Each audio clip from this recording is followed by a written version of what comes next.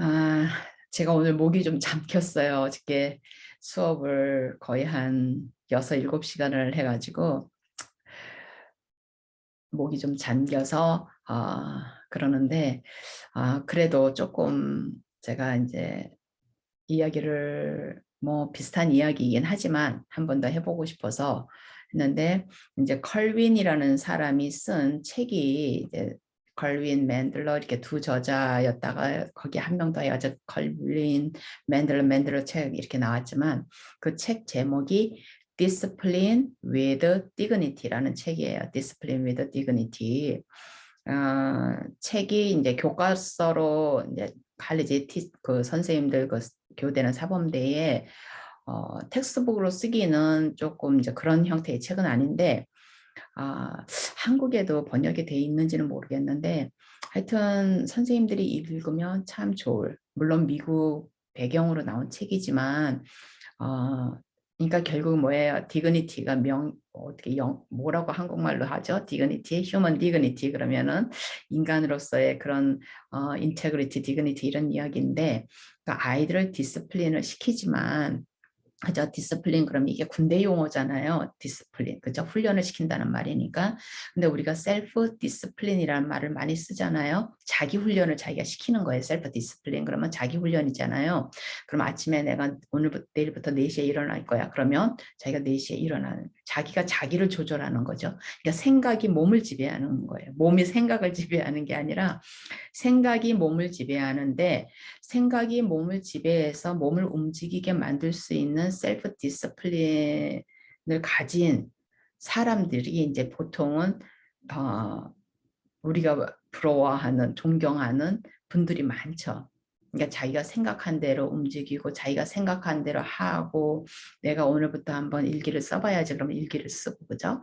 오늘부터는 내가 절대로 고기를 안 먹어 그러면 진짜 고기를 안 먹고 나는 술을 끊었어 그러면 진짜 끊고 이제 이런 식으로 셀프 디스플린을 시킨단 말이에요. 근데 이 셀프 디스플린은 모든 인간에게 너무너무 중요한 이 자기 훈련이잖아요. 근데 요즘 이제 갈수록 아이들이 그 셀프 디스플린을 아이를 시켜야 되는데 부모님들이 아이들을 이제 디스플린을 시키다 보니까 아침에 깨우고 기차 소리가 나죠.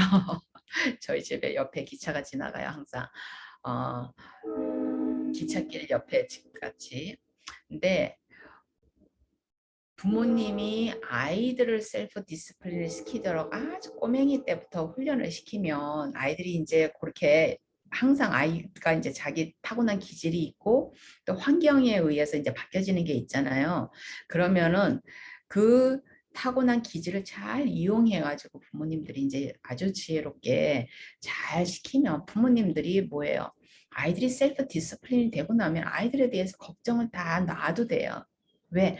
자기가 알아서 해. 그리고 자기가 세운 계획대로 자기가 안 하면 어떻게 돼요? 자기가 부끄러워져요. 그 누구도 나한테 뭐라 그러질 않는데 내가 나한테 실망을 하게 돼요. 내가 나한테 이제 너무 실망을 해서 아이들이 막 맨날 자괴감에 빠지고 막 자기 학대를 하고 이런 거는 진짜 안 되죠. 그러지 않고 자기가 내가 또 못했구나. 그래, 그러면 어떻게 하면 되지? 무엇가 나를 자꾸 이렇게 막지? 이러면서 자기가 자기를 해석을 하면서 이렇게 해서 조금씩 이제 훈련해 나가는 그런 셀프 디스플린을 시키면 되는데 이제 부모님들이 아이들을 셀프 디스플린을 안 시키면 아침마다 아이들을 깨워야 되고 그 깨우는 과정 자체가 너무너무 힘들고 그죠? 그리고 벌써 일어나는 시간부터 아이들이 기분이 상해서 하루를 시작하게 되고 부모님도 기분이 상해서 하루를 시작하게 되고 서로가 이제 하루를 그 일어나는 문제 하나 때문에 아침에 뭐 먹니 안 먹니 그런 간단한 문제 하나 때문에 뭐 방을 치웠니 안 치웠니 뭐 꼬라지가 그게 뭐니 옷이 뭐니 뭐 이렇게 하면서 하루가 이미 그냥 기분이 나쁘게 아이들이 시작을 해서 학교를 오면 아이들이 굉장히 마음이 그렇죠. 그래서 굉장히 이제 셀프 디스플린은 어린 나이부터. 근데 보통의 부모님들이 이제 어떻게 하냐면 어릴 때는 가만둬요 어리다고. 아직 어리니까 나중에 크면은 아직 말귀를 못 알아들으니까 이런단 말이에요. 그래서 제가 한번 이제 굉장히 놀란 게 우리 아이가 둘째가 3학년 때인가 그때가 아마 3학년 때였던 것 같은데 제가 저희 학생들을 데리고 한국을 가서 한 3주인가 이제 한국의 초등학교에서 티칭 재밌잖아요. 그러니까 가서 이제 영어로 티칭을 가르치니까 이제 무료로 3주 동안 이제 인턴십 하는 것 같이 그렇게 하는 프로그램을 저희 대학에서 제가 만들어 가지고 2007년도인가 한번 데려간 적이 있었거든요. 근데 그때 저희 아이를 둘째 아이를 아직 어리니까 이제 둘째 아이를 같이 데리고 가서 둘째 아이도 같이 홈스쿨링을 시키면서 한번 한 6주인가 계획으로 해서 이제 이 프로그램은 3주지만 제가 3주 더 있을 생각하고 왜냐하면 둘째 아이는 여기서 태어났기 때문에 한국 문화 자체를 너무 전혀 모르니까 한번 이제 데려가서 그렇게 한 적이 있는데 제가 이제 그전에도 얘기를 했지만 저는 저희 아이들에게 읽기를 굉장히 일찍 가르쳤어요. 이제 두 가지 이유인데 아이들이 너무 학교 들어가기 전까지는 빈 시간이 너무 많았기 때문에 그 빈 시간을 어떻게 채워줄 방법이 없잖아요. 그럼 엄마가 맨날 놀아줘야 되는데 저도 일을 하는 사람이고 설사 또 일을 안 하더라도 엄마들이 항상 아이들하고 같이 이렇게 놀아주는 것도 맞지도 않고요. 그죠? 그래서 이제 저는 아이들을 조금 일찍 유치원이든 어떤 그런 그룹 또래 집단에 일찍 보내는 걸 저는 권장을 하거든요. 오히려. 엄마와 아이 사이에 시간을 나누라고 그래요. 그러니까 엄마의 시간과 아이 시간을, 그러니까 꼬맹이 예를 들어서 이제 2살짜리, 3살짜리, 4살짜리 이런 아이들 말이에요.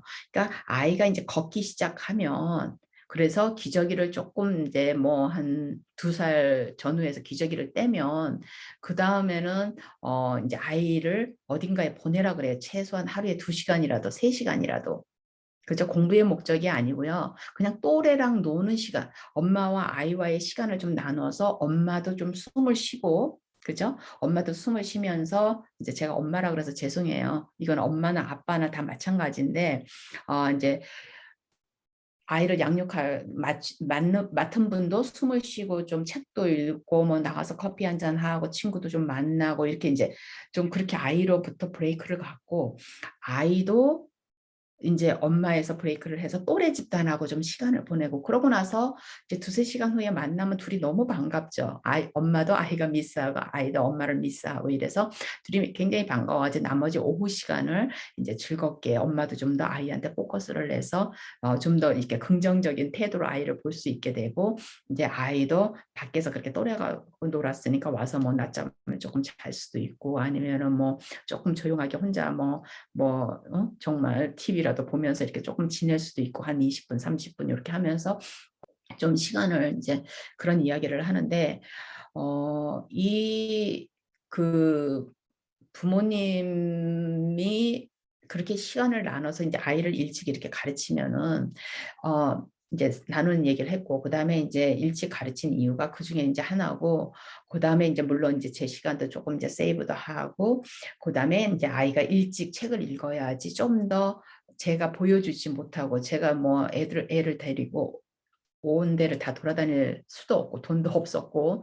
그러기 때문에 책을 통해서 이제 다른 세상을 보라고 이제 일찍 가르친 것도 있고 그랬어요. 그리고 이제 아이가 지루한 걸 했기 때문에 저는 아이들이 어렸을 때 어느 집에서 초대를 받으면 저는 집에서 아이들을 먹였어요. 미리 음식을 먹여가지고 그 다음에 이제 거길 가서 친구 집을 가면은 거기서 아무리 친구가 맛있는 음식이 있어도 아이들끼리 모이면 노느라고 못 먹어요, 밥을. 그죠?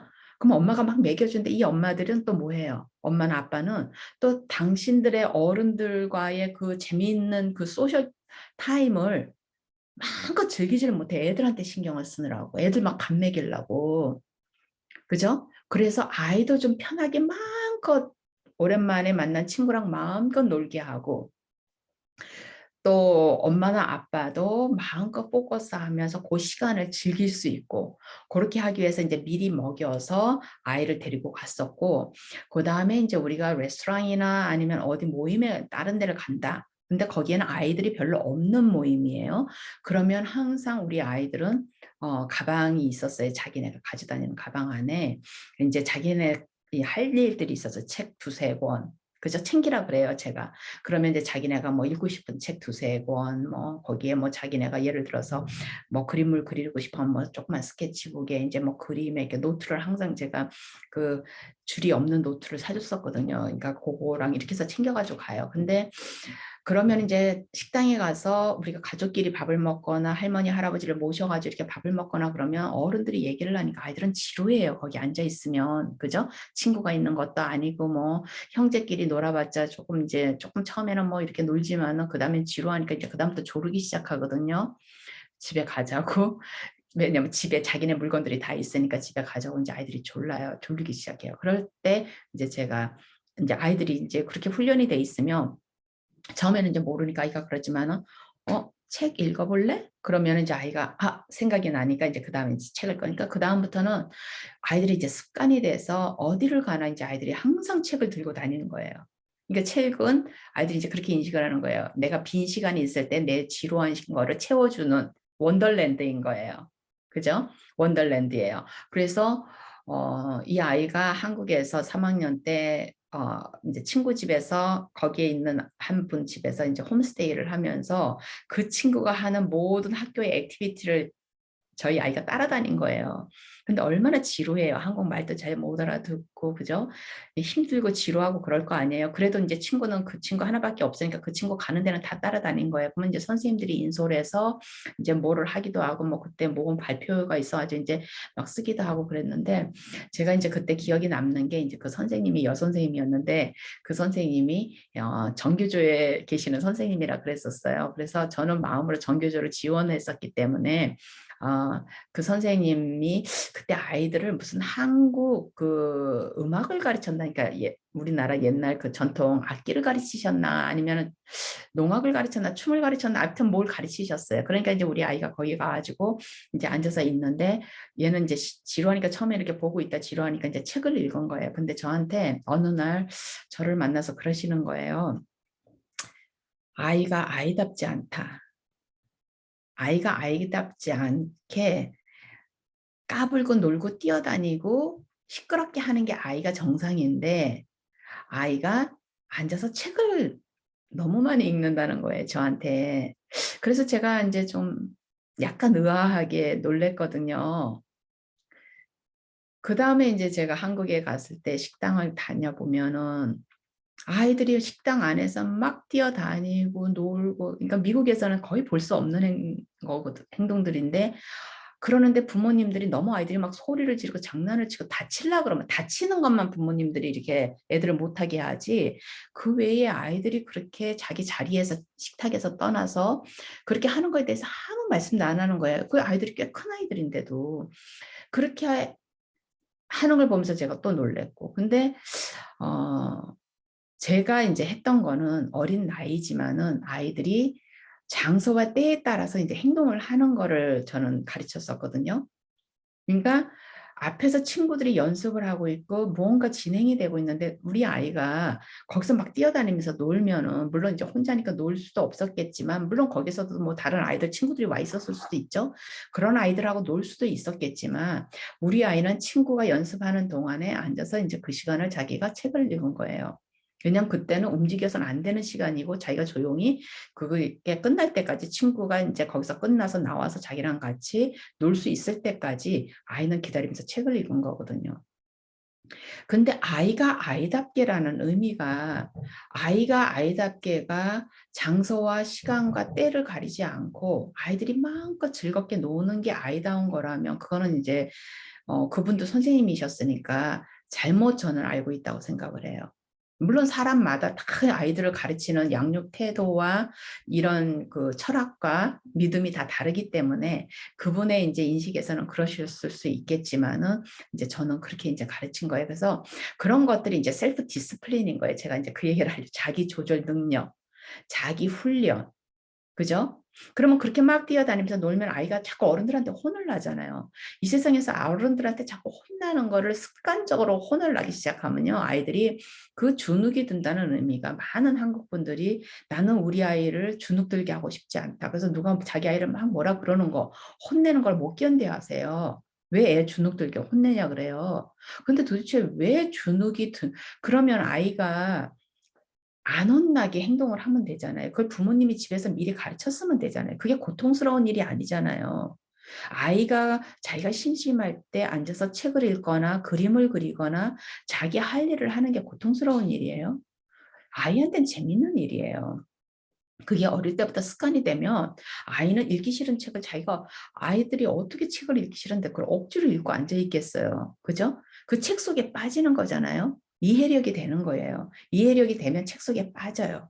빠지면 아이가 이제 읽잖아요.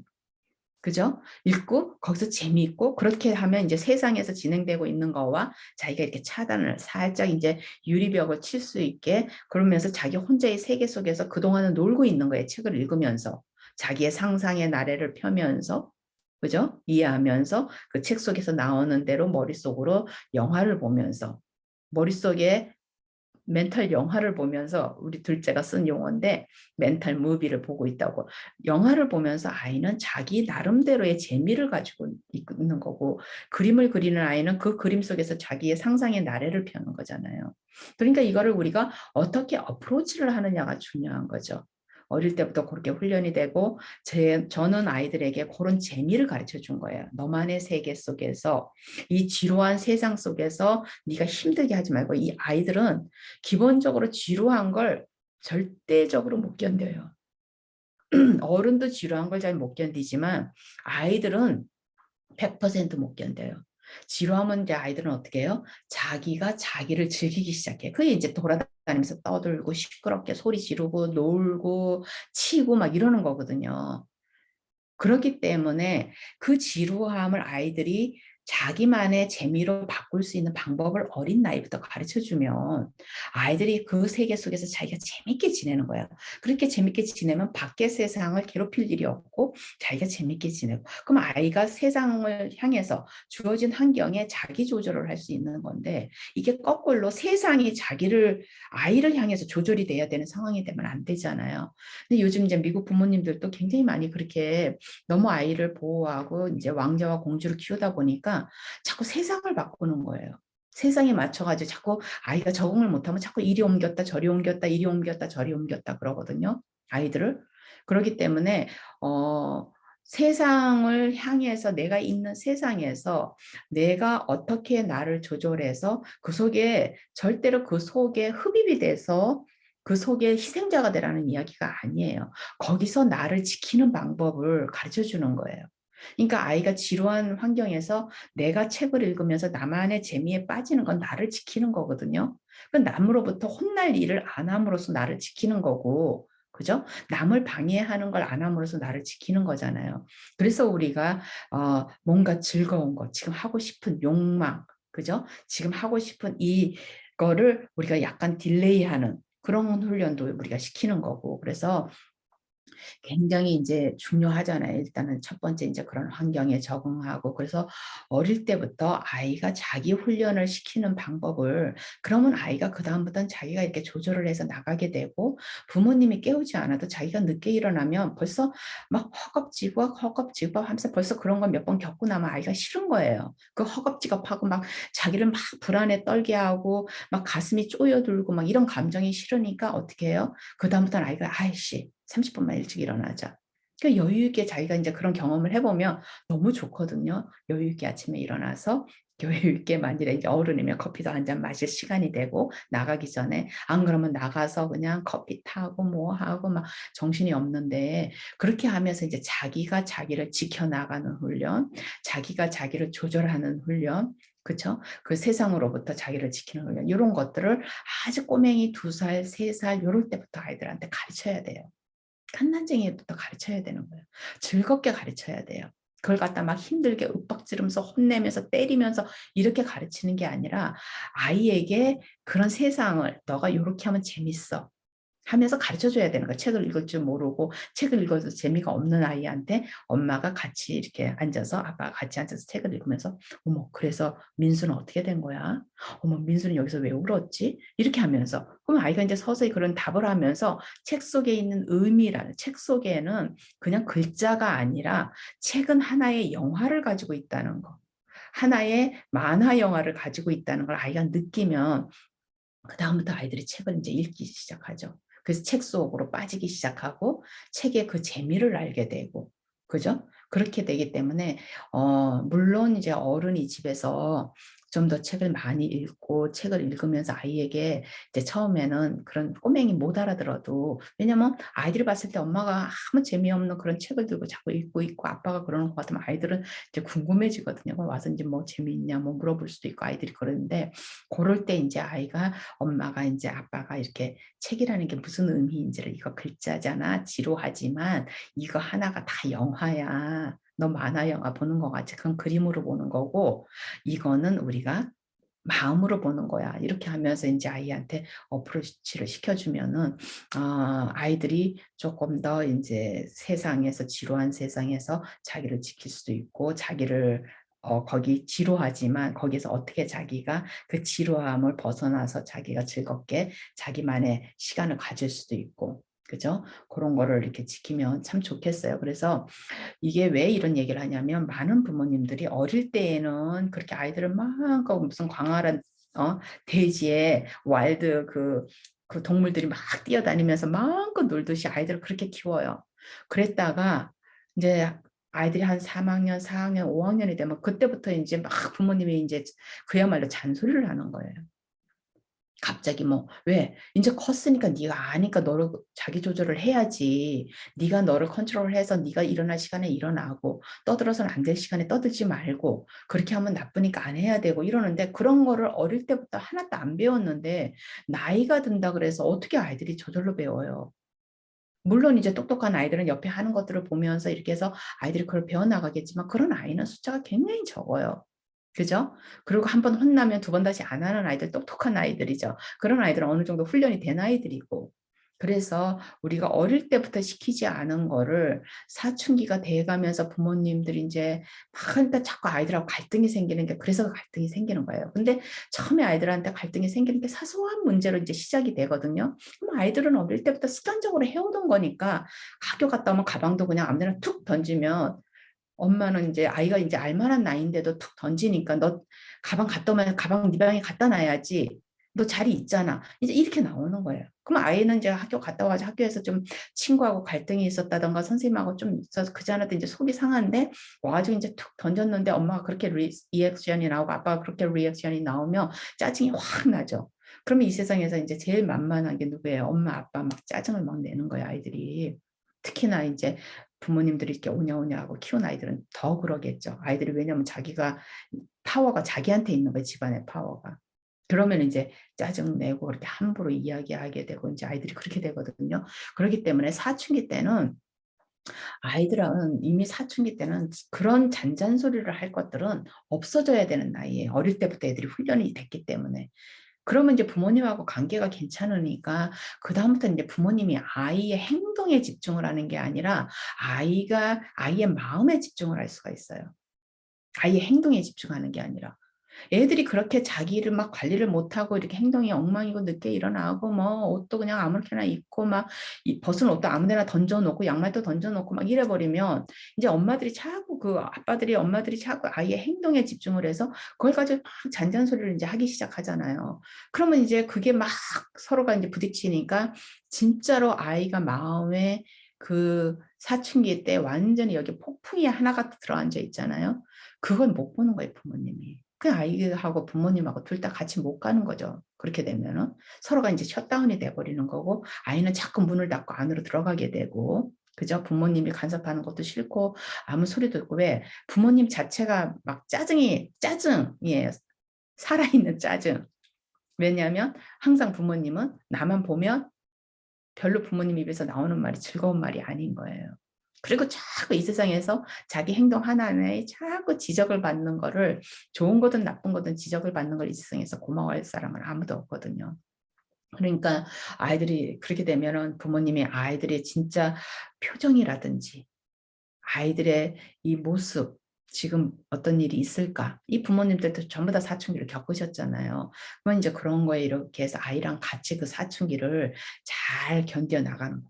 어른들이 엄마가 부인이 그 뭐죠? 갱년기가 와서 그 힘든 갱년기를 잘 견디어 나가는 것처럼.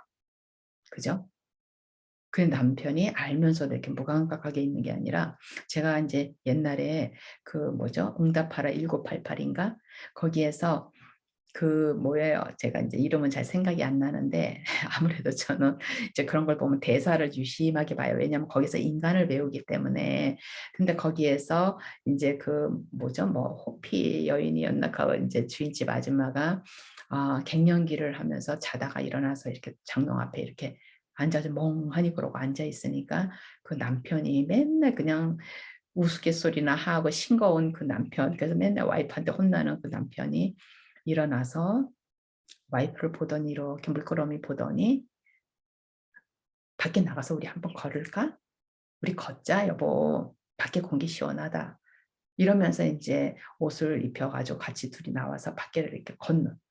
아무 말도 안 하고 그냥 일반 이런 이야기 하지 뭐 자기 힘들어 어째 뭐 어떡하노 뭐 이런 이야기도 안 하고 그냥 걷는 거예요. 그냥 같이 있어주는 거예요. 그래서 제가 그거를 참 인상 깊게 봤거든요. 그 맨날 허허허허 하면서 맨날 이렇게 보면은 그냥 속이 비어 보이는 머릿속도 비어 보이는 그런 남편인데 그 사람이 그 와이프에 비해서 완전히 대조적이잖아요. 와이프는 똑똑하고 이런 근데 이 남편이 그렇게 허허하는 남편이 그 와이프의 마음을 이해를 하잖아요. 근데 절대로 그 마음속으로 들어가려고 안 그래요. 그냥 옆에서 어떻게 왜? 결국은 그걸 누가 이겨나가야 돼? 와이프가 이겨나가고 시간만이 해결을 해주는 거예요. 그죠? 갱년기가 왔을 때 시간만이 해결을 해주잖아요. 그랬을 때 아무 말도 하지 않는 남편이 옆에서 그냥 와이프가 그렇다는 그러면 와이프는 어때요? 남편이 성가시게 여보 괜찮냐 어떠냐 뭐 도와줄 거 없을까 내가 뭘 해줄까 당신이 어떻게 하면 기분이 좋아질까 뭐 다 성가시죠. 그죠? 그러면은 이제 남편이 그랬을 때 아무 말도 안 하고 그렇지만 그렇게 멍하니 앉아서 우리 잠깐 찬 공기 좀 쐬볼까? 뭐 같이 나가가지고 그냥 밤에 산책하는 거예요. 한밤중에 둘이서. 그죠? 와이프도 어쩌면 찬 공기를 너무너무 마시고 싶었을 수도 있지만 밖에 혼자 나갈 용기가 안 나서 그러고 있었을 수도 있는데 그 모습을 보면서 부부 간의 그 아름다운 모습도 있지만 저는 이제 그걸 보면서 아이들을 사춘기 아이들을 생각한 거예요. 사춘기 아이들이 저럴 텐데 저럴 때 부모님이 아이에게 질문을 하고 넌 왜 그래? 뭐 너만 사춘기를 겪어 모든 아이들이 다 겪는데 뭐 막 이렇게 하면서 이제 아이를 윽박지르거나 아니면 아이한테 꼬치꼬치 캐물어서 아이를 위한다고 아이랑 같이 있겠다고 막 아이한테 힘들어 엄마한테 말해 엄마가 다 들어줄게 엄마도 겪어봤잖아 막 이러면서 이렇게 하는 게 아니라 그냥 그 남편이 했던 것처럼 아무 말도 안 하고 그냥 아이 옆에 있는 거예요. 아이가 힘들어하면 제가 많이 힘들어하는구나. 그러면 엄마가 아빠가 아무 말도 안 하고 그냥 아이 등만 이렇게 한번 딱딱딱 몇 번만 두드려도 그 말은 뭐예요? 엄마가 너가 지금 힘든 거 알아 이 말이에요. 아빠가 너가 지금 힘든 거 알아 이 말이거든요. 그 무언의 말이잖아요. 안 물어봐 아이한테. 학교에서 무슨 일 있었어? 안 물어봐요. 왜? 아이가 말할 수 있는 거면은 했겠죠. 그죠? 그러면 아이가 말을 안 한다는 건 이제 두 가지 중에 하나죠. 내가 말을 하면 엄마 아빠가 난리를 칠 거든지 아니면 내가 말을 하면 엄마 아빠가 나보다 더 속상해 하든지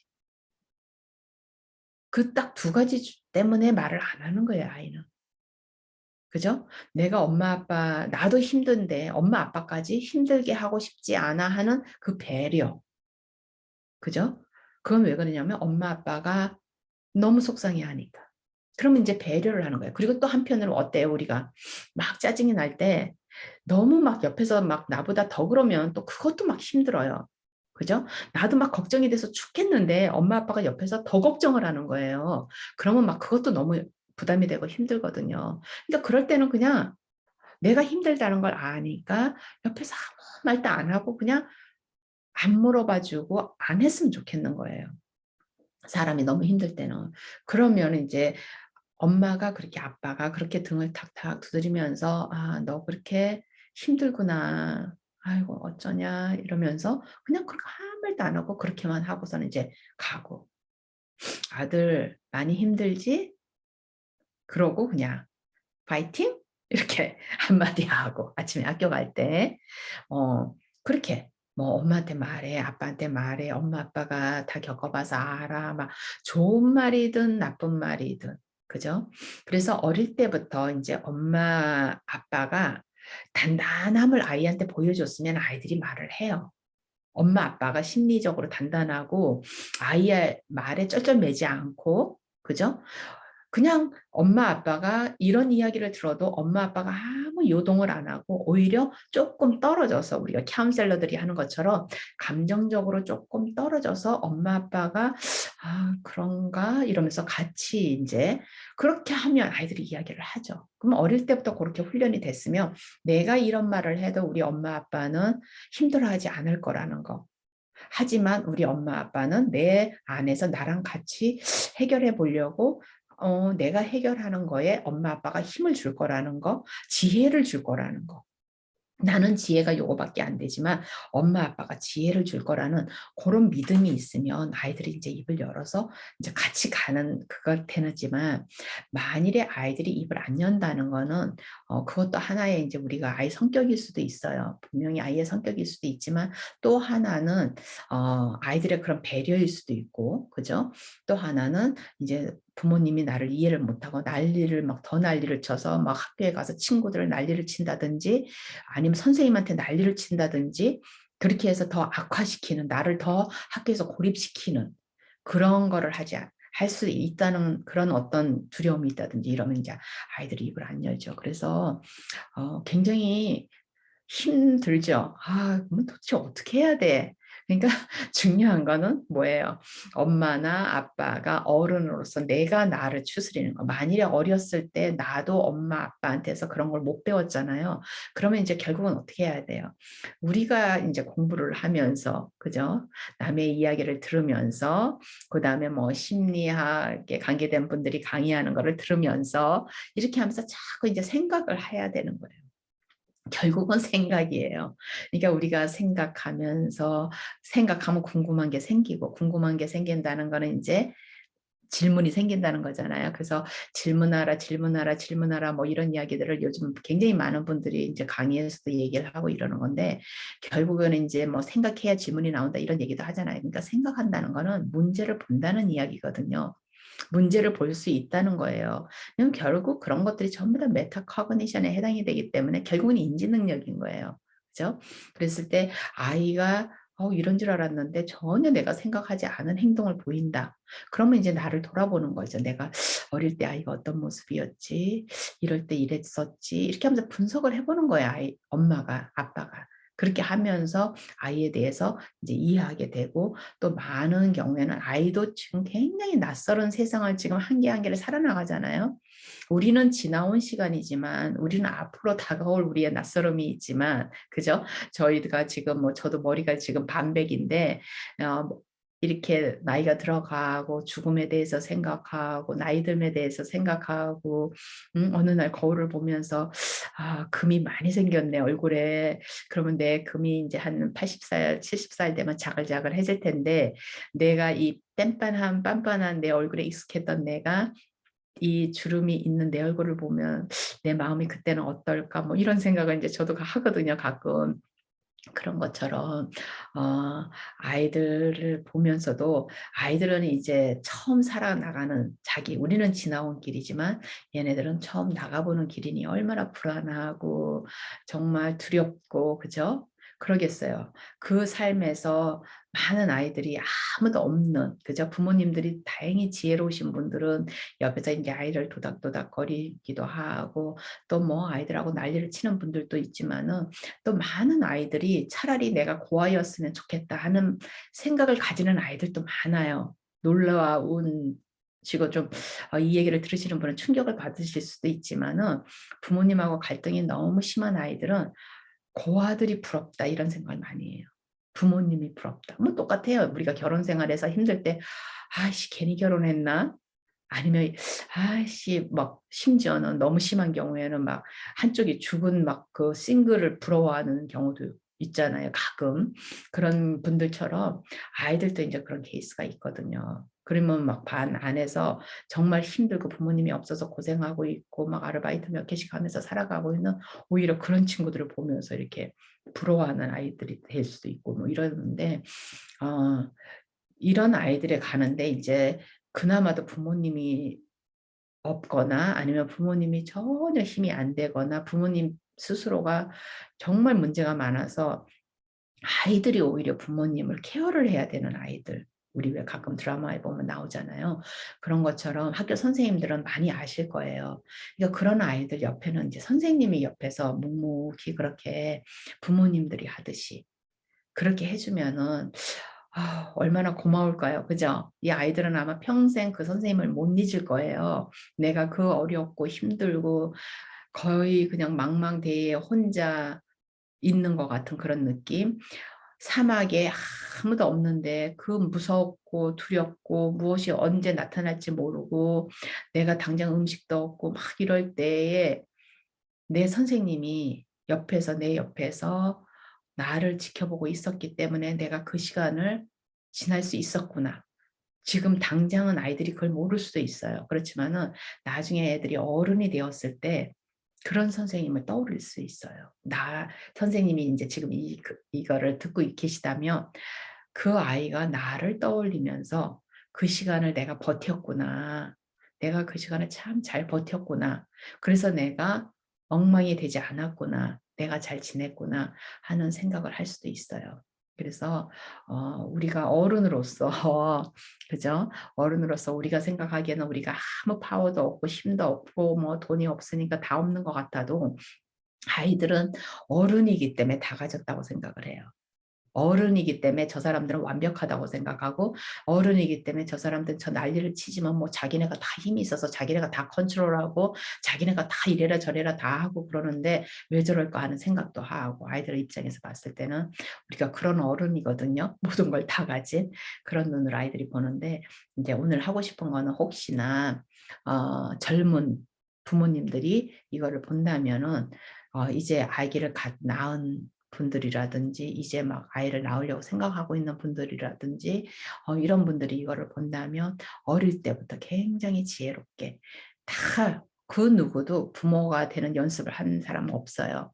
결국에는 이제 이런 관심이 있어야 이런 강의도 듣고 관심이 있어야 책도 읽고 관심이 있어야 이제 공부를 하게 되잖아요. 그러면 이제 이런 이야기를 들으면서 관심을 가지고 꼭 아이들만을 위한 게 아니에요. 아이들이 자기 삶을 잘 헤쳐나가는 아이를 둔 부모님은 그만큼 그분들은 또 그분들의 인생이 편안하잖아요.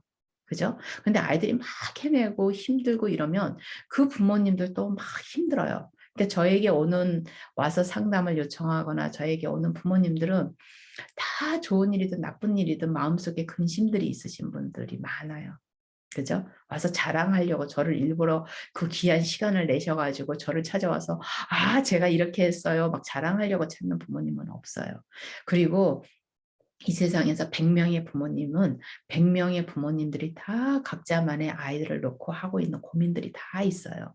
저도 마찬가지였고요. 그죠? 그러니까 저도 지금 우리 아이들이 이제 큰 아이는 30이 다 돼가고 작은 아이는 이제 대학을 졸업하고 이렇게 나가지만은 그 아이들을 바라보면서 그 아이들을 이제 찬찬히 지금은 이제 친구처럼 옆에서 지켜보고 있죠. 저도 그런데 이렇게 성인이 된 아이들을 처음 가져보잖아요. 그러니까 걱정을 하고 근심을 하고 고민을 하고 그러지 않아요. 왜냐하면 제가 이제 키워놨으니까 이제는 뭐 어쩔 수가 없는 거예요. 제가 마음에 안 들어도 제가 키워놓은 아이인 거예요. 그러면 제가 그 젊은 시절에 그렇게 방황하고 헤매고 그러면서 저의 길을 찾아갔듯이 우리 아이들도 결국엔 조금 더 부모님한테 많이 못 배웠으면 조금 더 고통의 시간을 가질 것이고, 그죠? 부모님한테 제대로 잘 배웠으면 아이들이 좀 덜 고통스럽게 자기를 만들어 가겠죠? 그리고 자기 인생을 살아갈 거 아니에요. 그래서 이제 그렇게 생각을 하고 지금 아이들이 18살이 넘어서 20살이 넘은 부모님들은 아이들한테 이렇게 매달리는 걸 이제 그만두셔야 돼요. 아이들이 찾아와서 아이들이 찾아와서 돈을 요구하는 게 아니라 아이들이 찾아와서 이제 힘들어하고 이제 어떤 멘토의 역할을 요구를 하면 그거는 이제 멘토 역할을 해주시면 되지만은 이제는 아이들한테 나서서 아직도 막 이래라 저래라 이렇게 해라 저렇게 해라 왜 그렇게밖에 못 사니 이렇게 살아야지 이러는 거는 진짜 어리석은 짓이에요. 솔직히 말하면. 왜냐하면 그 아이들은 성인이기 때문에 우리가 그런다 그래서 듣지도 않아야 서로 관계만 악화가 되는 거지. 그죠? 그러면 아이들은 이제 점점 더 멀리 하겠죠. 부모님을. 더 멀리 하면 아이들은 더 외로워지고 부모님도 더 외로워지고 그렇기 때문에 어릴 때부터 우리가 안 가르쳤다면 지금은 이제 어쩔 수가 없어요. 아이들이 자기네가 힘들어하면서 자기를 만들어 갈 수밖에 없어요. 그러실 때 이제 뭐 읽으셨던 책 같은 거 하나 괜찮았던 책이 있으면 그냥 슬그머니 선물로 하나 보내주셔도 되고, 그죠? 내가 읽어봤는데 진짜 좋더라. 이러면서 하나 슬쩍 이렇게 보내주시면 뭐 아이들이 이제 읽으면 복이 있으면 읽을 것이고 그나마도 복잡거리가 없으면 안 읽을 것이고 그러면 이제 조금 더 힘들어지겠지만은 그것도 또 아이들이 감당해야 될 몫이니까 그냥 두세요. 지금은 이제 얼마나 내가 했는데 뭐 이렇게 자꾸 돌아보시고 자책하실 필요도 없고요. 마음이 조금 아프고 부모님이 괴로우셔도 그건 또 부모님이 감당해야 될 몫이기 때문에 감당해야 될 일이라고 저는 생각을 해요. 그래요. 오늘은 조금 무거운 이야기인데 자꾸 무거운 얘기만 하게 되네요. 그죠?